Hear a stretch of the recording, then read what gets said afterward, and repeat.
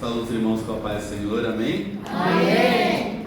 Já fizemos a nossa oração, vamos dar início aqui hoje a partir do capítulo 3 de Êxodo. Vamos tentar cobrir o 3, o 4 e o 5. Se eu não conseguir, a gente cobre o 3 e o 4, porque tem bastante coisa para extrair nesses dois capítulos. Posteriormente, em outros capítulos de Êxodo, eu vou ter que dar uma condensada.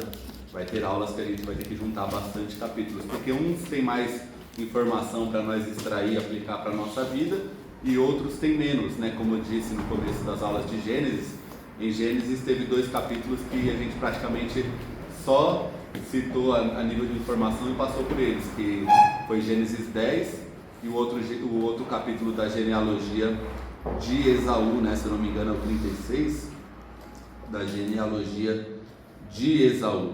Aqui em Êxodo, então, se for para mim eu estou ocupado, mas aqui em Êxodo capítulo de número 3, Deus fala com Moisés.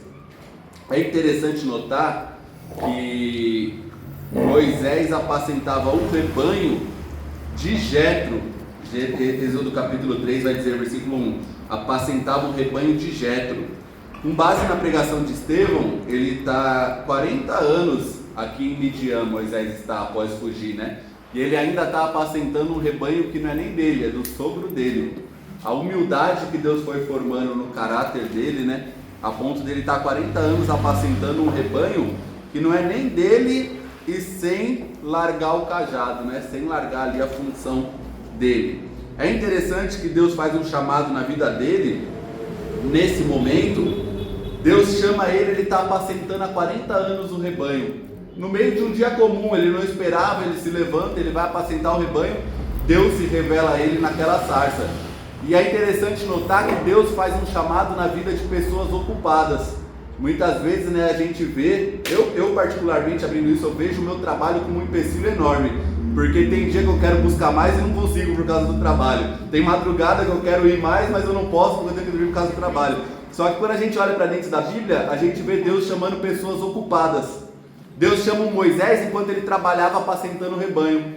Deus chama um Gideão enquanto o Gideão estava ocupado malhando trigo no lagar. Deus chama um Eliseu, lembra que Elias joga a capa sobre Eliseu? Eliseu estava o quê? Arando a terra ali, né? Trabalhando com os bois, na 12ª junta de boi.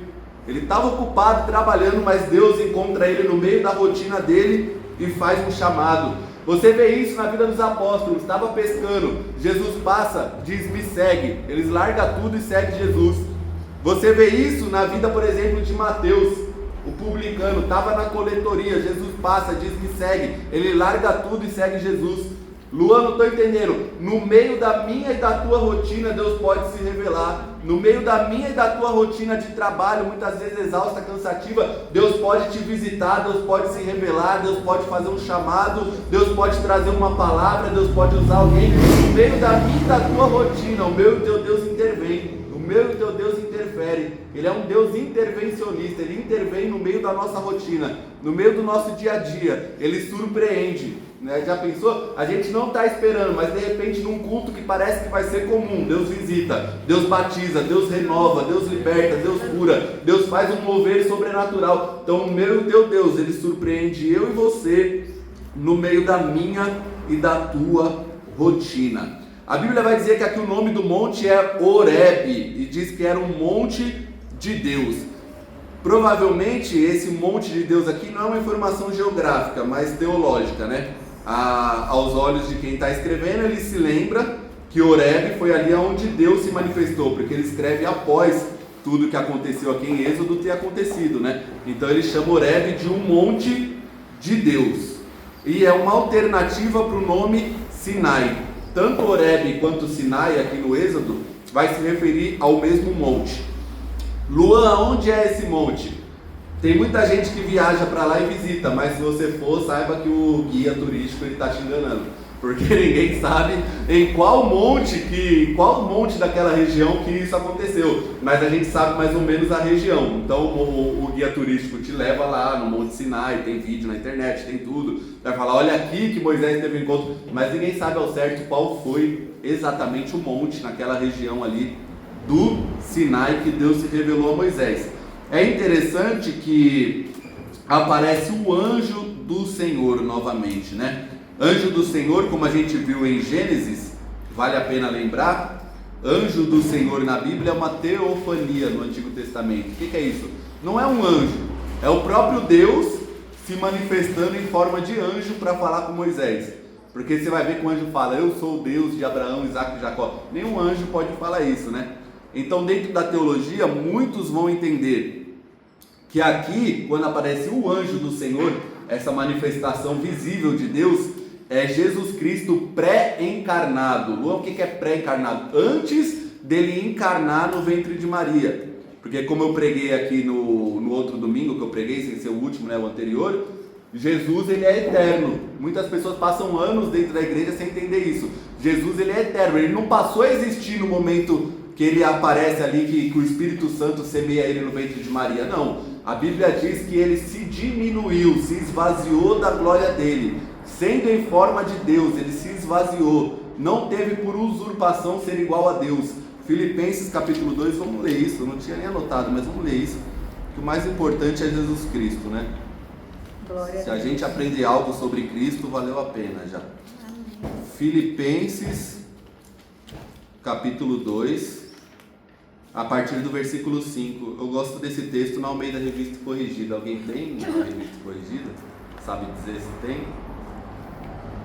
Eu estou com a Nova Almeida também. Essa Nova Almeida, eu gosto dela, eu uso ela, eu prego nela, estudo nela, mas os textos, muitas vezes os textos que a gente sabe de cor, a gente sabe pela Almeida Revista Corrigida, né?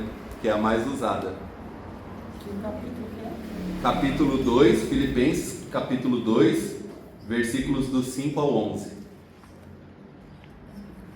Alguém sabe dizer se tem a Almeida Revista Corrigida? Se não souber, eu leio. Né, para ver se está corrigida. Oi? Se ela é corrigida, onde? Você vê normalmente no começo capa. ou aqui na capa. Ah, tá. A minha e a da pastora é a Nova Almeida, olha, tudo atualizada.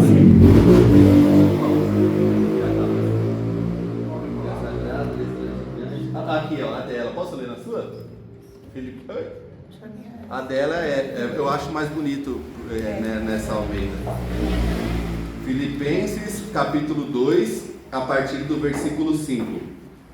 Diz assim: de sorte que haja em vós o mesmo sentimento que houve também em Cristo Jesus, que, sendo em forma de Deus, não teve por usurpação ser igual a Deus, mas esvaziou-se a si mesmo, tomando a forma de servo, fazendo-se semelhante aos homens. Aqui o esvaziou-se não é se esvaziou da divindade, ele continua sendo Deus, ele se esvaziou da glória que ele tinha com Deus, e achado na forma de homem, humilhou-se a si mesmo, sendo obediente até a morte e morte de cruz. Olha que lindo agora.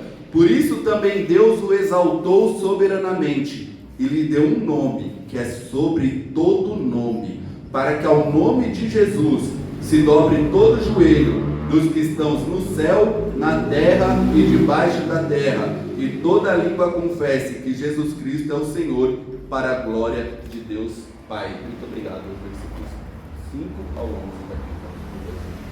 Então perceba, sendo em forma de Deus, não teve por usurpação ser igual a Deus, se esvaziou da sua glória. Então Jesus Cristo, ele é eterno, assim como o Pai, assim como o Espírito. Por isso que muitos, embora a Bíblia não diga isso, muitos teólogos vão identificar aqui o anjo do Senhor como Cristo pré-encarnado. E ele aparece numa chama de fogo, a sarça pegava fogo. E entenda que sarça pegar fogo no deserto era comum, tá? Não é uma coisa que ele olhou, olha, tá pegando fogo, olha que curioso. Não, a Bíblia diz que ele olhou e teve curiosidade porque ela pegava fogo, mas ela não se consumia. Então o calor intenso é normal a sarça, um arbusto pequeno, seco, pegar fogo naquela região seca do Sinai. É normal, até o Horebe vem de uma raiz hebraica que fala harabe, que é seco, né? Então é normal coisa seca pegar fogo. Só que o interessante é que pegava fogo, mas não se consumia. Tenta imaginar isso, aquele arbusto pegando fogo, mas você não ouve folha estralando, você não ouve nenhum barulho, você não vê galho caindo, você não vê o arbusto se queimando, né? Ficando escuro. Aquilo pega fogo, mas não se consome.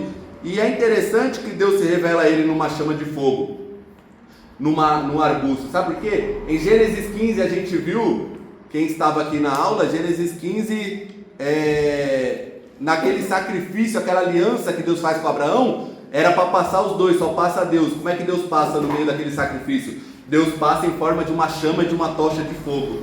E aqui Deus se revela a ele numa chama de fogo, numa sarça. É como se Deus estivesse falando: eu ainda sou o mesmo Deus da promessa de 430 anos atrás que eu fiz lá para Abraão. Eu sou o mesmo Deus que estou visitando agora para cumprir a promessa. Deus, Hebreus vai dizer que ele é fogo consumidor. Aqui em Êxodo a gente vai ver que ele guia o povo numa coluna de fogo durante a noite. Lembra do sacrifício de Elias? Quem conhece a passagem, ele arruma o altar, Deus responde com fogo. Salomão, ele consagra o templo, Deus responde com fogo. Em Atos 2 está todo mundo reunido, orando. De repente Deus, o Espírito de Deus, ele desce e são vistas línguas repartidas como que de fogo. Então o fogo na Bíblia é um símbolo de Deus. Por quê? O fogo, se você pensar no fogo, é um símbolo excelente para Deus. Porque por um lado ele purifica e por outro lado ele destrói. Então a presença de Deus ela é assim, é que nem fogo. Ela pode purificar e pode destruir.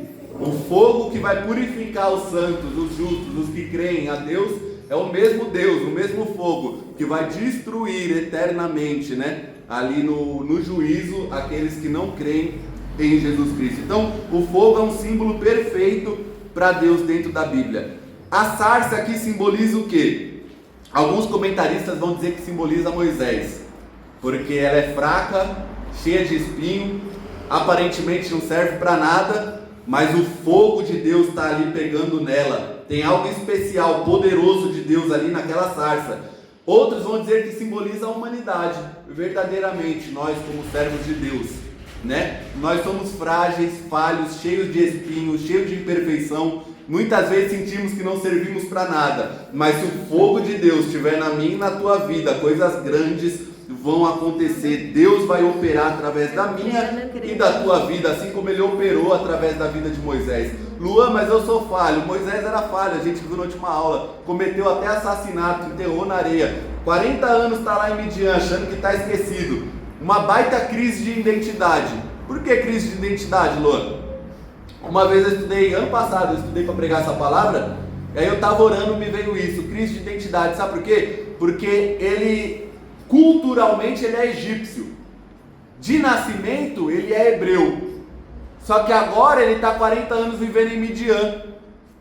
Ele nasceu hebreu, a cultura dele é egípcio, só que ele está 40 anos vivendo em Midian. Imagina a mistura na mente desse Moisés. E tem muita gente, muitas vezes dentro da igreja, que está assim, numa crise de identidade. Deus tirou do Egito, tirou do mundo, mas tem anos, eu pelo menos passei por isso, tem anos que é uma guerra, né? Porque Deus te tira do mundo, mas para tirar o mundo de dentro de você, muitas vezes leva um tempo, é uma guerra, né? Deus te tira do Egito, mas para tirar o Egito de dentro de você vem todo um processo, todo um trabalho.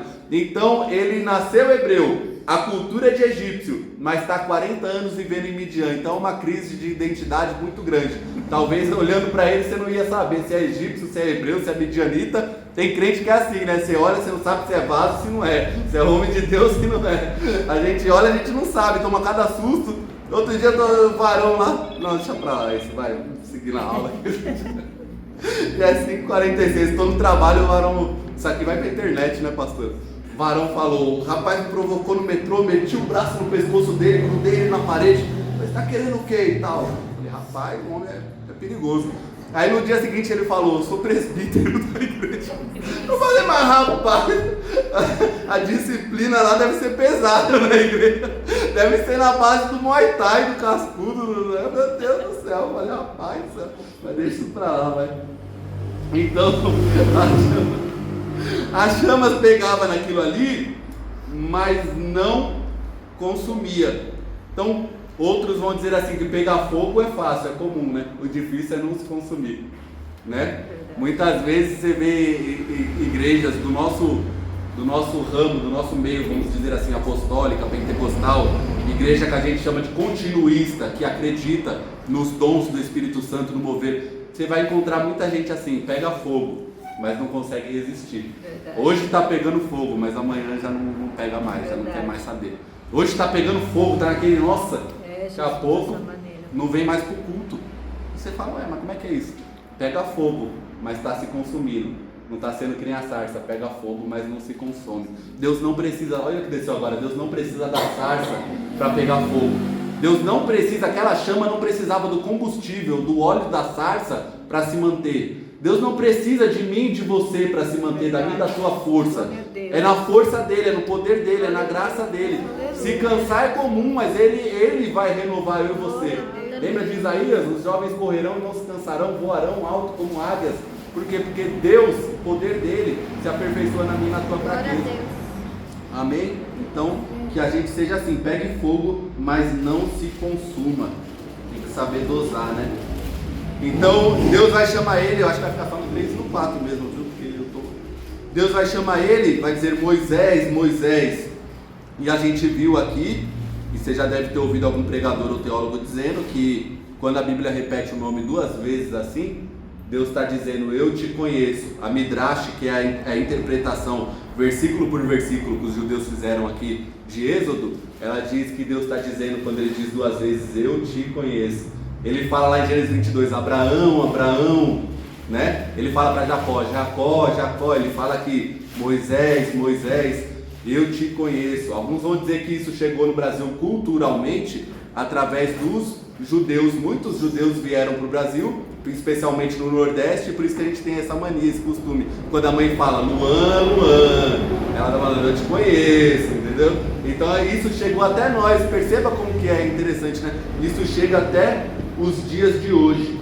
E Deus vai mandar ele tirar as sandálias dos pés. Agora isso aqui é interessante, porque eu já ouvi inúmeras vezes, e não vai ser a última, você vai ouvir outros pregadores falando que Moisés está aqui com sandália do Egito, é por isso que ele tinha que tirar a sandália. Irmão, Moisés saiu do Egito 40 anos, que sandália é essa? Ah, Luan, mas Deus disse que, a Bíblia diz que no povo, no deserto não se consumia a roupa crescia. Sim, isso depois deles saírem do Egito. A manifestação de poder foi tão grande ali que a roupa não se gastava, mas aqui eles ainda não saíram. Aqui Deus ainda não libertou o povo do Egito. Aqui Deus está fazendo um chamado na vida de Moisés. A sandália de Moisés não é mais do Egito. O que acontece aqui é que tirar a sandália é um simbolismo muito grande na cultura da época, consequentemente também dentro da Bíblia. Quando no Egito alguém ia entrar na casa de um Deus, diga-se um falso Deus, uma entidade, um espírito, quando ia entrar dentro daquele templo, daquele falso Deus, tirava a sandália por respeito. Tirar a sandália na Bíblia também é símbolo de assumir uma aliança, um contrato. Lembra do livro de Ruth, que tira a sandália para assumir um contrato? Então, também fala de renúncia, fala de entrega, fala de humildade.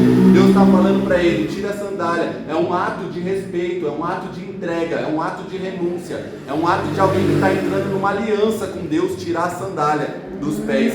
Fazia isso no Egito, diante do Deus de Israel, ele tira. E Deus vai dizer, porque a terra em que estás é terra santa. Para judeu, para hebreu, não tem terra santa. Não tem essa de... É claro que a Bíblia diz Jerusalém, a terra santa e tal. Mas aquele espaço geográfico ali, aquele pedaço de terra, não é santo. O que faz aquela terra ser santa é a manifestação e a revelação de Deus. Glória a Deus. Porque em Josué, esse mesmo anjo do Senhor vai dizer para Josué a mesma coisa. Diante de Jericó e não no Sinai, tira a sandália dos pés, lugar que está é terra santa. A terra santa então é onde Deus se revela, é onde Deus se manifesta. Deus tem se manifestado aqui, então é um local consagrado para Deus. Deus tem se manifestado na tua casa, Deus queira, seja um local consagrado e separado para Deus. Mas acima de tudo, indo mais profundo, Deus tem se manifestado através da tua vida, então é templo do Espírito Santo de Deus, é terra consagrada a Deus, é o que chamam de chão de santidade, alguns eruditos vão dizer, aonde Deus se revela, aonde Deus se manifesta. Aí ele vai dizer: eu sou o Deus de Abraão, eu sou o Deus de seu pai, Abraão, Isaac e Jacó. Ele não vai dizer eu era o Deus de Abraão, Isaac e Jacó. Ele vai dizer: eu sou o Deus de Abraão, Isaac e Jacó. Quem que deu essa interpretação? O melhor pregador, o melhor hermeneuta, chamado Jesus Cristo. Quando foram perguntar para ele se existia a ressurreição, porque os saduceus não acreditavam, os fariseus sim, saduceu não. Aí Jesus pega e fala: o que está escrito lá na lei de vocês? Está escrito: eu sou o Deus de Abraão, Isaac e Jacó. Dizendo assim, eles não estão mortos, eles estão vivos. Lembra que Jesus disse em outra oportunidade: muitos virão do Oriente e do Ocidente e se assentarão à mesa com Abraão, com Isaac e com Jacó. Deus queira que eu e você esteja lá no nome de Jesus Cristo. Então ele não era, ele é. E ao mesmo tempo ele está falando: a promessa que eu fiz lá, que a gente estudou em Gênesis, para Abraão, para Isaac, para Jacó, essa promessa eu não esqueci. Agora eu estou descendo, eu ouvi o meu povo e eu estou descendo para cumprir essa promessa. Nos versículos 7 e 8, é bonito. Deixa eu voltar. Meu Deus do céu, isso aqui, para quem gosta de Bíblia, isso aqui é um desastre, dói no coração isso. Isso, nossa, fico doido. Quando a Amanda pega minhas Bíblias, já cuidado, não vai dobrar as páginas da minha Bíblia. Com o livro eu parei, eu era assim com o livro também, mas com o livro eu parei, graças a Deus. Êxodo 3, versículos 7 e 8, diz assim: então o Senhor continuou: certamente vi a aflição do meu povo que está no Egito, e ouvi o seu clamor por causa dos seus feitores. Conheço o sofrimento do meu povo, por isso, versículo 8, capítulo 3, desci a fim de livrá-lo das mãos dos egípcios, e para fazê-lo sair daquela terra, e levá-lo para uma terra boa e ampla, terra que mana leite e mel, agricultura, agropecuária, leite e mel. Sabe o que eu estou lendo esses versículos? Reparem nos verbos: eu vi, eu ouvi, eu conheço, eu desci. De novo: eu vi, eu ouvi, eu conheço, eu desci, a fim de livrá-lo e levá-lo, livrá-lo e levá-lo, livrá-lo e levá-lo. É o que Deus fez comigo e com a sua vida. Ele viu, ele ouviu, ele conhece, ele desceu. Para quê? Para libertar eu e você, para livrar. Para livrar e para quê? Só isso? Não, para livrar e para levar, para livrar e para levar, para libertar eu e você e para levar para morar na glória junto com ele. Isso aqui é lindo. Meu Deus, dá vontade de ficar só no 3, a aula inteira. É bom que aí eu já não preciso estudar para a próxima.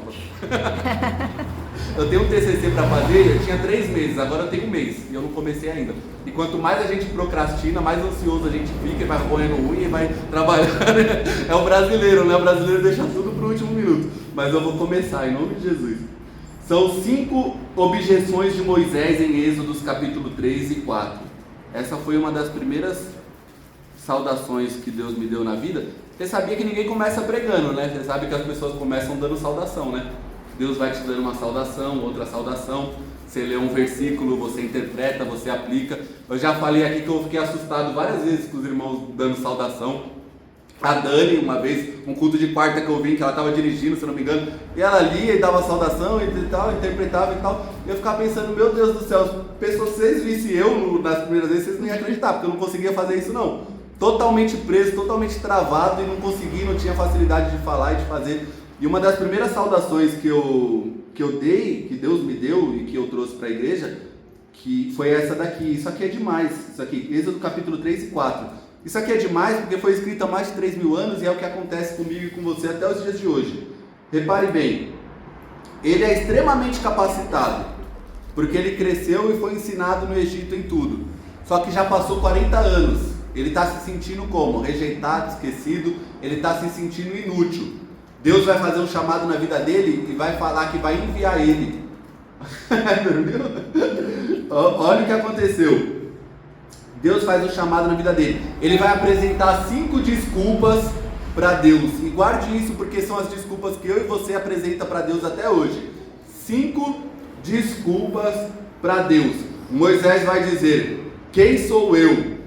O que eu direi? Isso dentro do capítulo 3 e 4, tá? Eu juntei o 4 aqui nesse trecho para você entender. Quem sou eu? Moisés vai perguntar. O que eu direi? E se não acreditarem em mim? Nunca fui eloquente, sou pesado de boca, não sei falar. E a última, quinta, envia outro. Então repare, quem sou eu para ir até Faraó? O que eu vou dizer para eles? A segunda. A terceira, e se não acreditarem em mim? A quarta, eu nunca fui eloquente, eu sou pesado de boca, eu não sei falar. E a quinta, envia outro no meu lugar. Isso aí não é para mim não. Então eu e você até hoje apresenta essas 5 desculpas para Deus. Sabe o que é lindo? Para cada desculpa que eu e você apresenta para Deus, Deus tem uma resposta. Verdade. Ele fala, quem sou eu? Deus diz, eu estarei contigo. Está no texto, depois você lê em casa. Quem sou eu? Eu estarei contigo.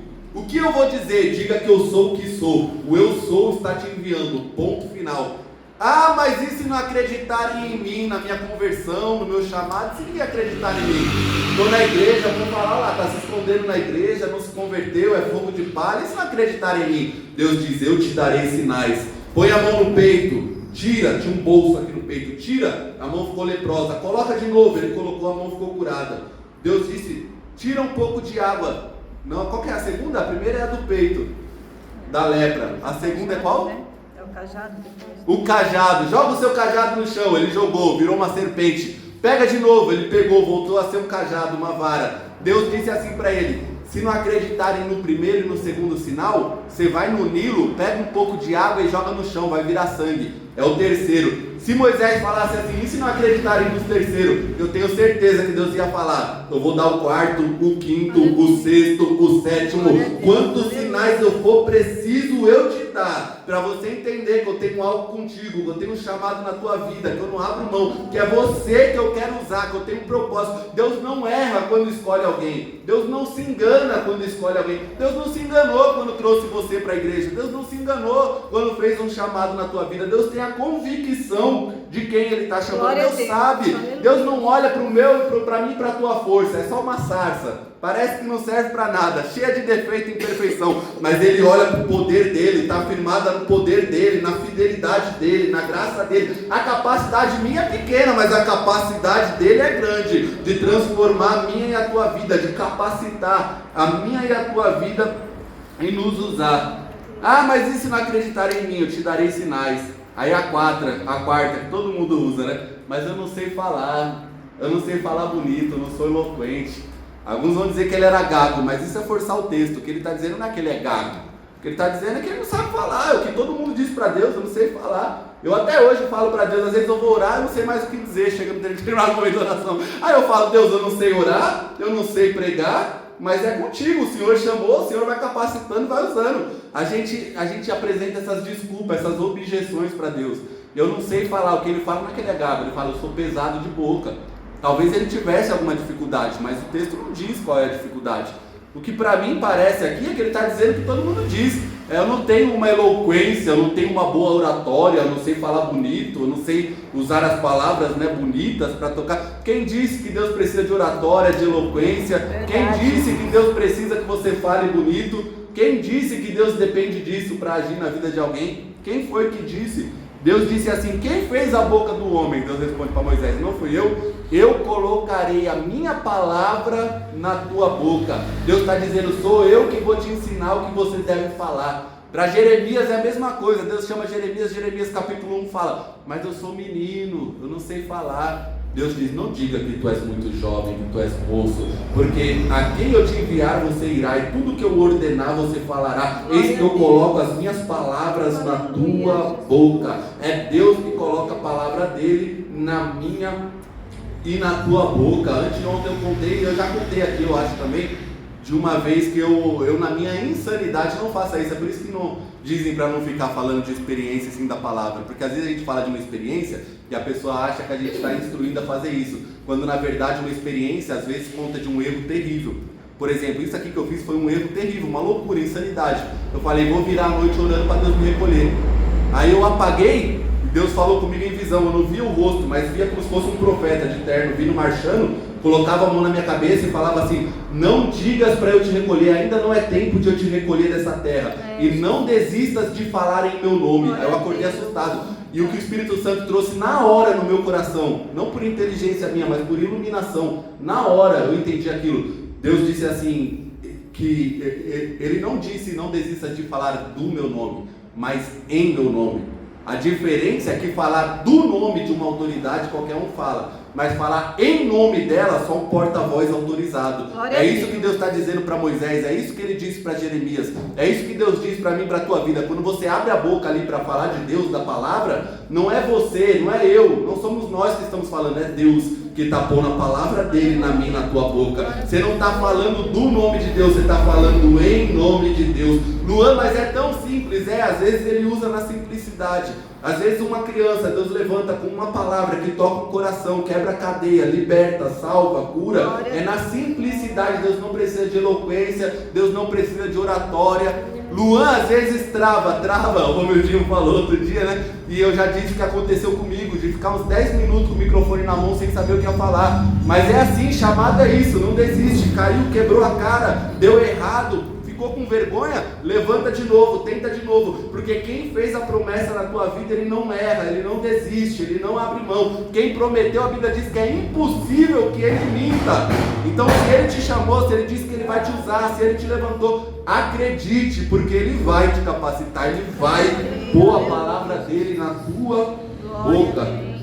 Sabe que Deus vai ouvindo e respondendo, só que chega um momento que Moisés apresenta a quinta objeção. Isso já no capítulo 4, ele vai falar assim: envia outro, versículo 13 do capítulo 4. Ah, Senhor, envia outro se quiser enviar, menos a mim. Isso é o que eu e você fala muitas vezes para Deus: envia outra pessoa. Sabe o que é interessante?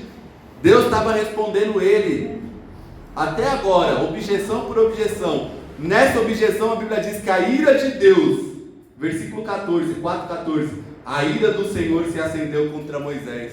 Sabe por quê? Porque o que Deus prometeu e projetou para a tua vida, não é na vida do irmão do lado, não é na vida de outra pessoa que ele vai cumprir. Deus se irou com Moisés, porque Deus está respondendo objeção por objeção, está dando sinal, está dando resposta, está dando poder, está dando direção, e Moisés está falando para enviar outro. Aí a ira de Deus se acende.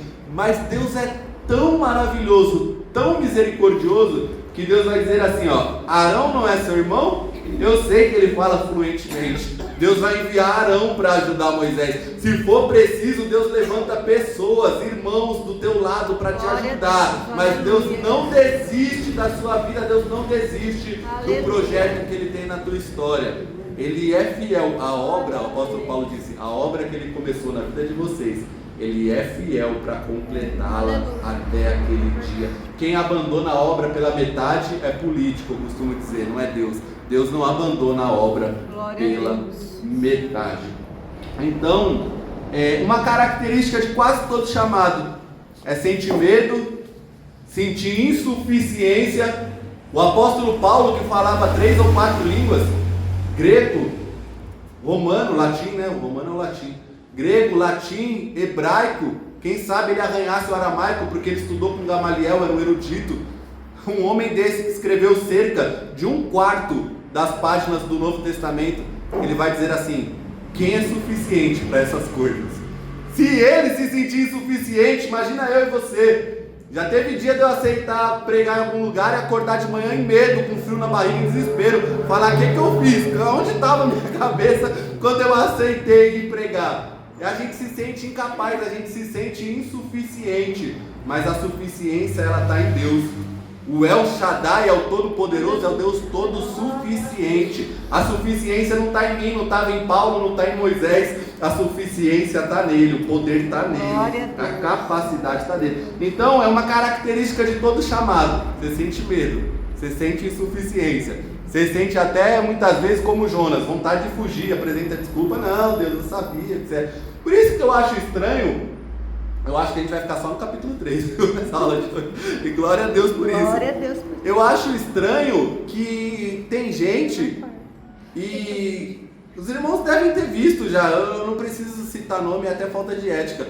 Mas outro dia eu vi um vídeo de um rapaz, a legenda era assim: eu sou profeta, eu sou isso, eu sou aquilo. Eu falei: mas rapaz, quem tem chamado normalmente se sente insuficiente. Aí eu vejo essas pessoas que postam, né, pregador, eu sou profeta, vai tremer tudo. Hã? Vou chegar lá, eu vou pregar em Guarulhos, vou pregar no interior, vai tremer tudo, o céu vai descer. Mas rapaz, mas que coragem, hein? Mas que, meu Deus do do céu, o chão vai tremer, o céu vai descer. Eu falo, rapaz do céu, que chamado é esse que esse homem recebeu, hein? Porque chamado de verdade a gente se sente incapaz, insuficiente, limitado, e a gente vai confiando em Deus. É diferente, os homens vão confiando na força do seu próprio braço. Já viu aquela passagem de Jeremias que diz assim, maldito o homem que confia no próprio homem? Isso aqui é muito mal interpretado. Por quê? Normalmente é mais o ímpio que cita isso do que o crente. Para dizer assim, maldito o homem que confia no próprio homem, por isso você não pode ir para a igreja, você não pode confiar em pastor. Mentira, continua lendo o texto. O texto diz assim, maldito o homem que confia no próprio homem e faz da humanidade mortal, faz do seu braço, da sua carne, a sua força, em vez de confiar em Deus. Então o que o texto está dizendo? Maldito é o homem que em vez de confiar em Deus, no poder de Deus, na graça de Deus, na misericórdia de Deus, ele vai confiando na sua própria força, na sua própria inteligência, no seu próprio braço, ou seja, na sua própria capacidade. Aí sim, cabe uma palavra dessa, maldito homem que confia no próprio homem. Quer dizer que em vez de ir confiando em Deus, dizendo, Deus, eu não sou nada, fala através da minha vida, faz através da minha vida, eu sou dependente de ti. Não, ele vai indo confiando no homem. Deus vai tremer, eu vou estar lá, vai tremer, eu sou profeta. Cadê o Kleber? Deixa pra lá. Deixa pra lá. Então, o sinal, irão cultuar a Deus naquele mesmo local após o êxodo. Deus diz para ele no 3, como sinal, vocês irão cultuar aqui neste mesmo local. Deixa eu ver se eu acho. Cada mulher, Senhor Deus te livre, não lembro onde está o versículo, mas é no 3 aqui, eu não grifei ele, para mim não perder tempo. Mas diz assim, Deus diz para ele que vai dar um sinal, e como sinal, eles cultuarão ali naquele mesmo monte. E o que acontece lá em Êxodo 19, quando Deus desce no Sinai, era só uma sarça pegando fogo, mas no 19 é um monte inteiro fumegando, tremendo, e as pessoas com medo e assustadas daquilo. É no 3 ou é no 4? É no 3 eu acho, mas eu não estou achando, porque eu estudo numa Bíblia e trago outra para pregar. 3:12, não? 3:12? Deixa eu ver. Isso, Dani, aí ó, 3:12. Eu estarei contigo, e este será o sinal que eu te enviei. Depois que você tiver tirado o povo do Egito, vocês adorarão a Deus neste monte. Olha que engraçado, o sinal Deus está dando na hora? Não. Esse é o sinal que eu vou dar para você ainda. Vocês vão cultuar Deus nesse monte. Mas sabe o que é lindo? Que o sinal que Deus vai dar é eles cultuar naquele ambiente, ao redor daquele monte, porque o monte fumegava. No 19 a gente vai ver isso. Ou seja, o culto que eles estão celebrando no 19 só é possível pelo que Deus está fazendo lá atrás. Luan, eu não entendi. O culto que eu e você está prestando aqui hoje, ele só é possível não por causa de uma capacidade minha ou tua, mas por causa do que Deus fez na minha e na tua vida lá atrás, tirando da idolatria, do vício, da feitiçaria, do pecado, libertando, trazendo a minha e a tua vida do mundo para cá, para servir a Ele. Só é possível esse culto que a gente vai oferecer daqui a pouco para Deus, por causa do que Ele fez lá atrás, na minha e na tua vida. Isso é um sinal que Deus tem para mim e para você. Quem diria, né? Eu não sei vocês, mas quem diria que eu ia estar aqui nessa noite cultuando a Deus? Deus, Ele é maravilhoso. Esse é o maior sinal para mim e para a tua vida. Aí, vai ficar só no 3 vezes, viu? E aí, Deus vai dizer assim para ele: eu sou o que sou. Capítulo 3, versículo 14. Deus disse a Moisés: eu sou o que sou. Arrié ou Erié, Asher, Erié, que tem um significado múltiplo. Não estranhe isso. Lembra que eu disse na outra aula? Moisés também tem um nome específico. É o tirado, é o filho. Tirado de quê? Filho de quem? Né? O Moisés, tirado das águas, tal. Mas esse não era o nome que a princesa deu. A gente viu isso na outra aula. E aí quando ele pede um nome para Deus, Deus diz: eu sou o que sou. Eu sou e ponto final. Porque Ele é exatamente tudo aquilo que eu e você precisa. E o significado aquele é múltiplo. E aí a gente entende por que Jesus, quando no Novo Testamento você lê, e é um ótimo local, viu? Quem ainda não leu a Bíblia e pretende ler a Bíblia, começa pelo Novo Testamento, devagarzinho, você vai entender melhor. Lê 1, 2, 3 capítulos por dia do Novo Testamento e vai lendo na ordem. Lê o Novo antes de ler o Velho, é melhor para você entender, facilita. De preferência com uma tradução mais simples. Mas aí você vai entender o porquê que quando Jesus diz eu sou, pegavam pedra para atacar nele, tentavam matar ele, porque o judeu não dizia eu sou, porque eu sou aqui em Êxodo e na história do povo hebreu fica entendido como um nome de Deus, eu sou. Então, quando o Novo Testamento traz Jesus falando ali o ego em mim, no grego ele está dizendo eu sou, só que aí pegam pedra para atacar nele, mesmo assim ele diz eu sou o pão do céu, eu sou a luz da vida, eu sou a ressurreição e a vida, eu sou o bom pastor, eu sou o caminho, a verdade e a vida, eu sou a videira verdadeira, todo ramo que está ligado em mim dá fruto, o que não dá ele corta e lança fora, o que dá fruto é podado, viu? A poda dói, mas ele poda para você dar mais fruto ainda, tá entendendo? E aí quando vem prender ele, no Evangelho de Jesus segundo João, vem prender ele, e ele falam assim, quem é Jesus de Nazaré? Ele diz, eu sou, só para provar que ele é mesmo. Na hora que ele diz eu sou, cai todo mundo por terra. Se ele quisesse, ele evitava tudo aquilo, ele tinha poder. No eu sou, caiu todo mundo por terra. Aí ele fala para os discípulos, se eu clamar aqui para o Pai, envia 12 legiões de anjos, milhares e milhares de anjos, mas ele se entrega voluntariamente pela minha e pela tua vida. É interessante, perceba isso, que o eu sou aqui pode ser traduzido no passado, no presente e no futuro. Não está escrito eu sou o que sou. No hebraico aqui pode ser eu sou o que era, eu sou o que sou, e principalmente eu serei o que serei. Por que, Luan? Eu serei o que serei. Para mim essa daqui é um dos que faz mais sentido.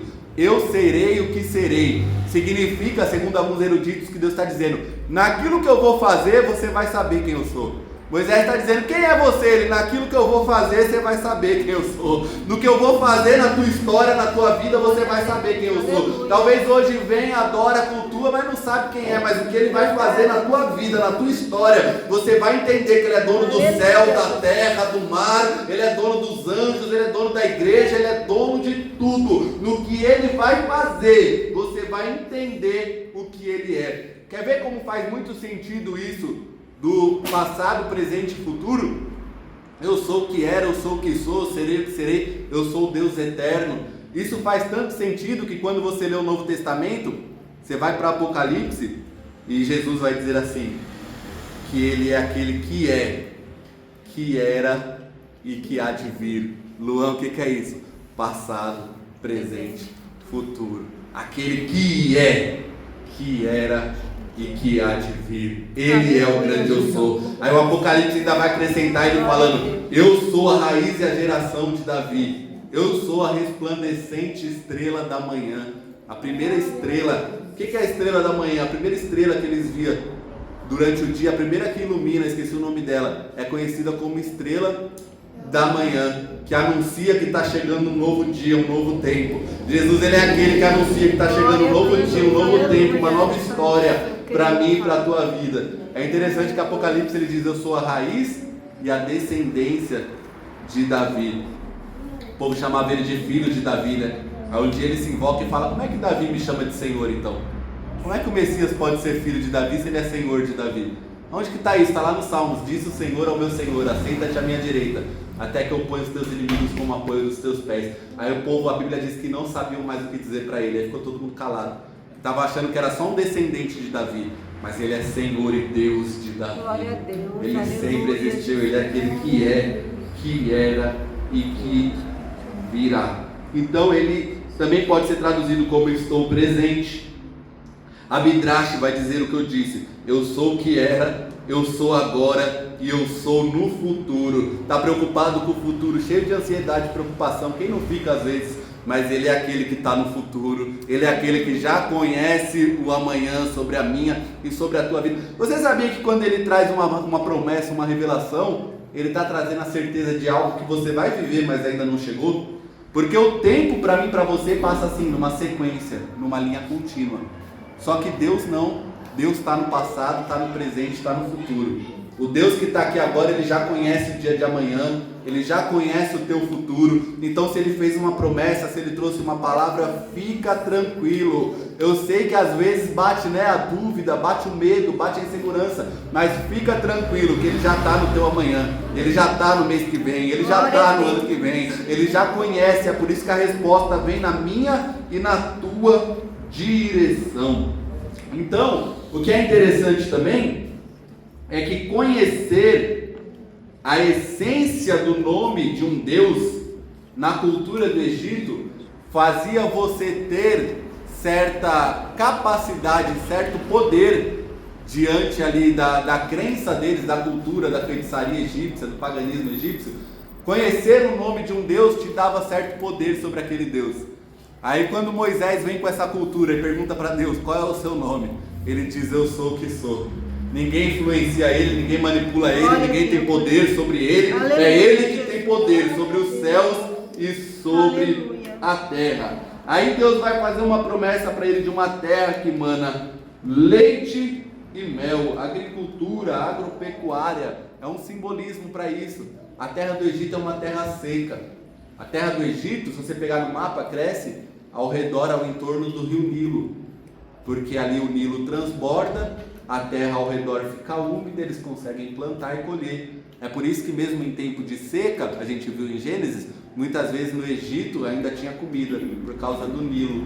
Então eles desciam para o Egito. Só que Deus tem uma terra que não depende do rio Nilo. Deus está prometendo para ele, tem uma terra que mana leite e que mana mel para você. Terra que mana leite e mel. Ela é boa para agricultura, ela é boa para pecuária, não vai mais precisar do Egito. Eu tenho uma terra de abundância, de descanso para o teu povo. Deus tem um lugar de descanso para a minha e para a tua vida. É interessante que Deus tira a gente do Egito. Muitas vezes a gente passa processo, passa por deserto, mas a gente tem que lutar para entrar em Canaã. Canaã é um lugar de descanso no Espírito Santo de Deus para a minha e para a tua vida. Só que muitas vezes isso exige o quê? Primeiro passar por um deserto, primeiro aprender a confiar no poder de Deus, na graça de Deus, e segundo, um combate e uma batalha. Por que eu estou dizendo isso? Tem ainda 10 minutos, dá tempo de eu explanar isso daqui direito. Tem um combate para entrar em Canaã. Por quê, Luan? Porque a gente vive um evangelho que o povo já não quer mais combate. Verdade. Já não quer mais guerra. Eu vou falar para você algo sinceramente de coração. Talvez as crianças, os mais jovens, tudo bem, mas nós já não.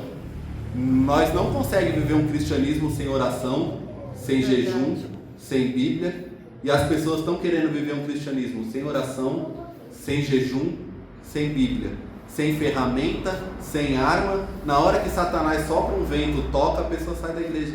Por quê? Porque não tem estrutura, porque não combate, porque não guerreia, não ora, não jejua, não lê Bíblia. As ferramentas ainda não mudaram. Em Jeremias Deus disse, procurai pelo caminho antigo. Estão querendo muita novidade, muito entretenimento, muito show gospel, muito ídolo, mas o caminho ainda continua sendo oração, jejum, Bíblia. Não mudou. Ah, mas é terrível. É um combate terrível.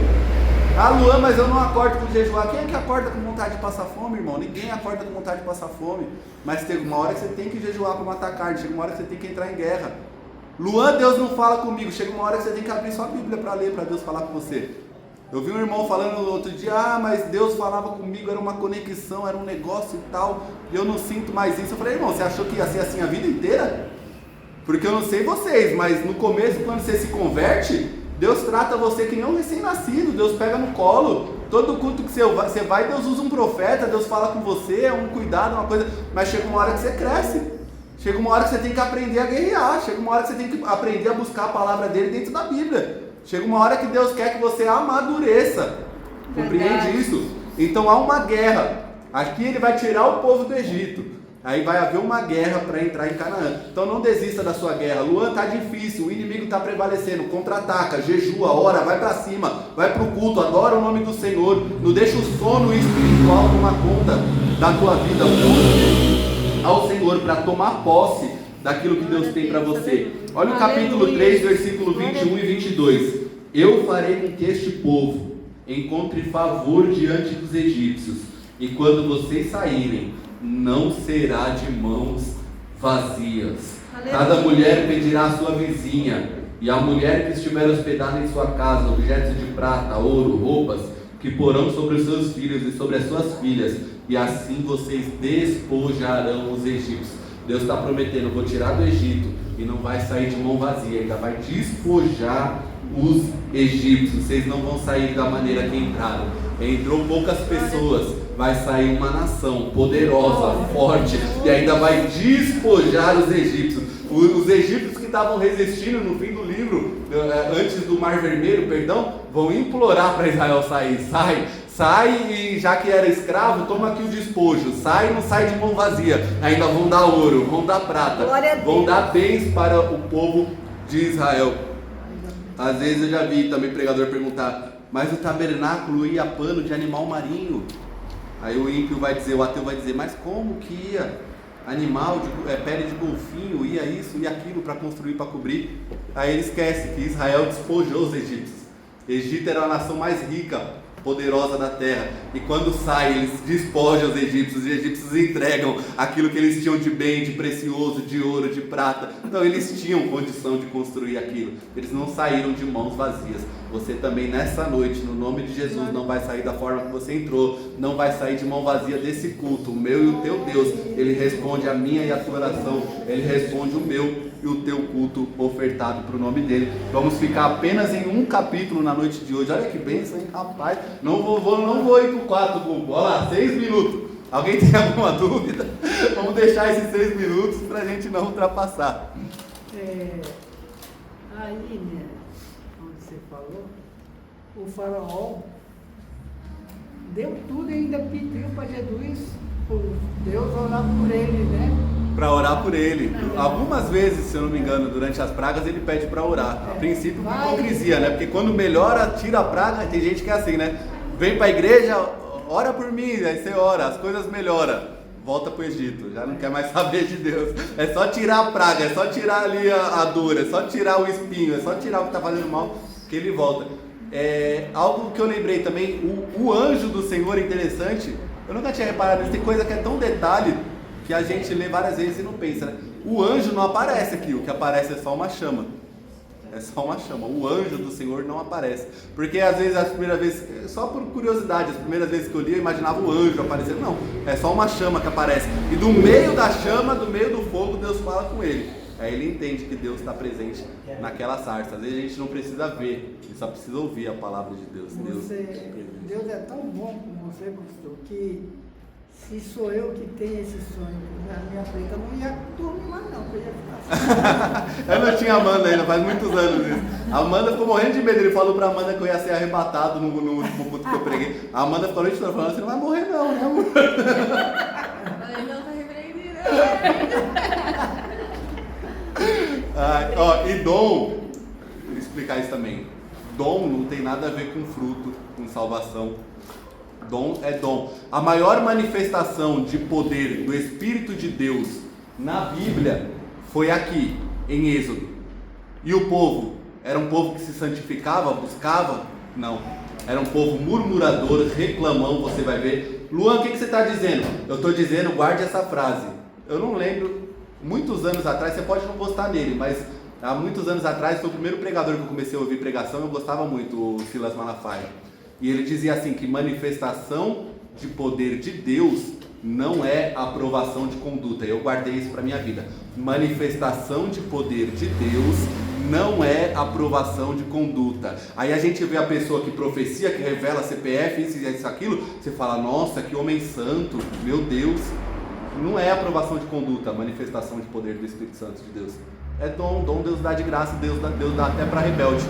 Aquele culto, por exemplo, foi um mover, um poder de Deus. Por quê? Porque as irmãs estavam vindo de jejum, de consagração. Eu só preguei, entendeu? Não é que, o Luan vai ser arrebatado, como ele é santo, olha o que aconteceu. Não, eu só preguei. O que Deus fez foi devido à busca da igreja em geral, compreende? Então, manifestação do poder de Deus não é aprovação de conduta. Guarde isso. Quando você vê uma pessoa sendo usada em profecia, revelação, pregação, como eu, não é aprovação de conduta. Dom é dom, não tem nada a ver com o fruto do Espírito Santo.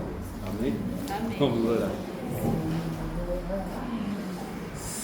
Senhor Deus Todo-Poderoso, maravilhoso e santo, graças te damos, meu Deus e meu Pai, por este momento de estudo, de reflexão na Tua Palavra, meu Pai. No nome de Jesus Cristo nós te agradecemos. Toma nossas vidas em Tuas mãos, continua abrindo o nosso entendimento, nossa compreensão para a Tua Palavra, Pai. Continua dando crescimento, Senhor, na Tua verdade em nosso interior e nos usa como instrumentos de salvação, instrumentos da Tua Palavra, do Teu Espírito, do Teu Evangelho na face dessa terra. Nós te pedimos e te agradecemos, meu Pai. Toma nossas vidas em Tuas mãos, recebe o culto a Ti ofertado no nome de Jesus Cristo. Amém e amém. Amém.